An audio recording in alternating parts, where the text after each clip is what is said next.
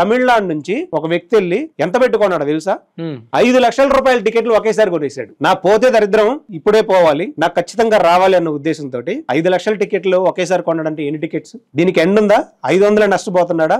తన సేవింగ్స్ ఇవన్నీ ఇంకా అదే తన life almost 59 years 60 years news లో కూడా వచ్చింది.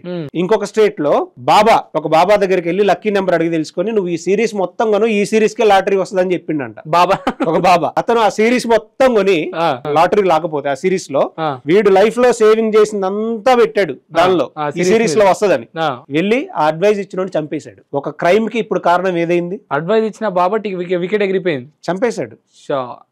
అది బాబా అయిండొచ్చు, ఒక అడ్వైజర్ అయిండొచ్చు, వాళ్ళని చంపేశారు. వీడి లైఫ్ పోయింది, చేసి జైలుకి వెళ్ళాడు, క్రైమ్ అయింది. సో నువ్వు ఒక చిన్న లాటరీ టికెట్ 99 రూపాయలని మనం ఆలోచిస్తూ ఉన్నాం. ఎంత పెద్ద క్రైమ్ కి ఇది దారి తీస్తూ ఉంది. ఎగ్జాక్ట్లీ. ఎన్ని ఫైనాన్షియల్ ట్రాన్సాక్షన్స్ జరుగుతూ ఉన్నాయి. స్టేట్ లో ప్రొహిబిటెడ్ అయిన దాన్ని మీడియా ముందుకు వచ్చి అంత ధైర్యంగా ఎట్లా చేస్తున్నారు? ఇది చేస్తుంటే చూస్తూ పోలీస్ ఎందుకు ఊరుకున్నారు? నౌ ఈ బాధ్యత ఇప్పుడు తెలంగాణ ఆంధ్రప్రదేశ్ పోలీస్ వ్యవస్థ మీద ఉంది. ఈ లాటరీ తోటి లక్షల రూపాయలు, కోట్ల రూపాయలు ప్రజల నుంచి దోచుకొని మీరు ముందుగా అలర్ట్ అయ్యి దయచేసి ఎవరైనా కెమెరా ముందుకొచ్చి ఆన్లైన్ లాటరీ మేము కండక్ట్ చేస్తున్నాం అని చెప్పిన వాళ్ళని ఇమ్మీడియట్ గా అరెస్ట్ చేయండి, వాళ్ళ మీద సుమోటోగా కేసు రిజిస్టర్ చేయండి.